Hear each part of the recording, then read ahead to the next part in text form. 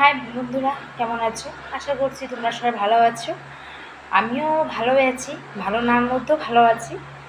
তো যে কথা বলার জন্য আমি আজ ভিডিও করেছি বা সবাইকে জানাবো, এই কথাটা জানার জন্য অনুরোধ রইল, প্লিজ পুরো ভিডিওটা দেখো, স্কিপ না করে দেখো। হয়তো আমার কিছু ভিউ ভালো না, হয়তো আমি ভিডিও ভালো করতে পারি না, তাও দেখো, প্লিজ দেখো। বলতে চেয়েছি যে আমি বাচ্চাদের বিষয়ে কিছু বলবো।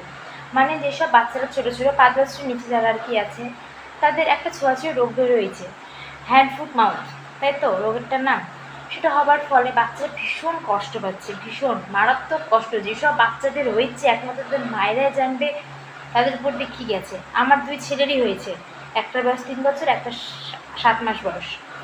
তো যখন দেখবে যে ওরকম কোনো কিছু হয়েছে বা কিছু, তো সেটা তাড়াতাড়ি ইমিডিয়েটলি ডাক্তারের কাছে গিয়ে যোগাযোগ